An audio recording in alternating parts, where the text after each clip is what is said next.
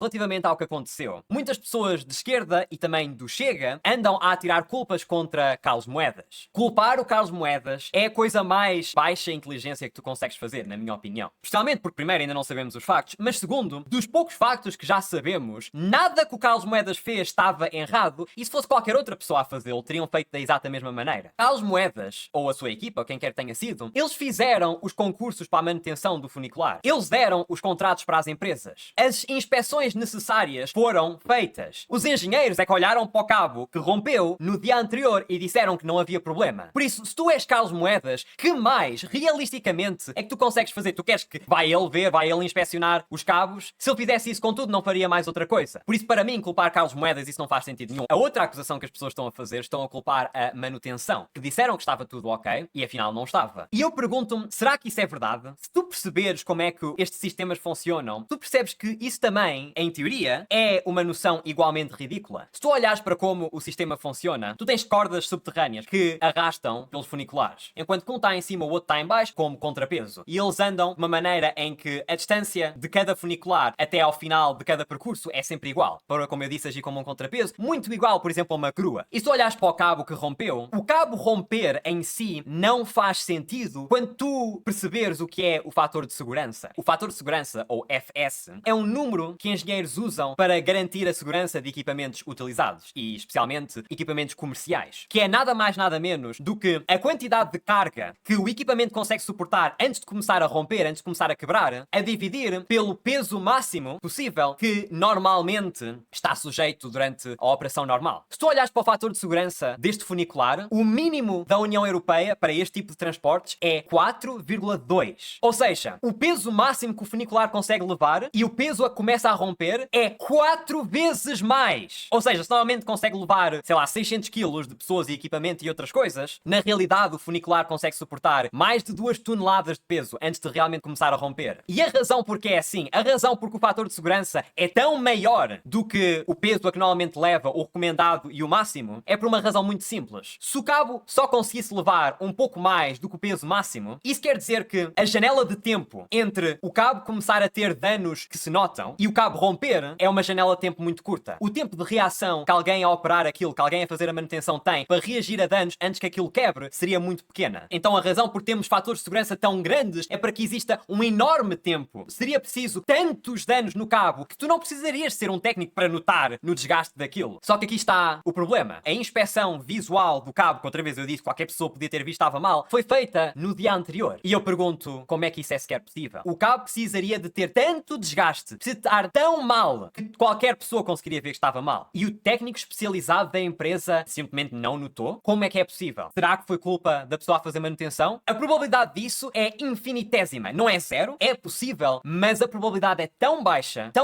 que existem outras coisas que são muito mais prováveis. O que eu estou aqui a falar, a outra probabilidade é sabotagem. Porque se tu fores olhar para os cabos estão expostos. Como a distância é tão grande, é 256 metros, existe alguma redundância nos cabos. E o que isso quer dizer é, tu consegues ir lá abaixo com a tua mão e puxar o cabo para cima. Qualquer pessoa na cidade de Lisboa consegue ir lá, à meia da noite, meter a mão lá em baixo, pegar o cabo e sabes o que fazer? Começar a cortar aquilo, com qualquer ferramenta que seja. E, na minha opinião, é essa a teoria mais provável. A manutenção estava bem feita, as partes que vieram das fábricas estavam bem e passaram todos os cheques. A manutenção que o homem fez no dia anterior não viu nenhum gasto que valia a pena reportar, mas na janela de tempo entre a última manutenção e o desastre, alguém foi lá e cortou os cabos até aquilo estar prestes a romper, e depois, quando aquilo começou a andar, as últimas fibras do cabo que ainda estavam a unir-se romperam com o peso e mandaram a carruagem abaixo. Essa é a minha teoria, que na minha opinião é a teoria mais provável de todas.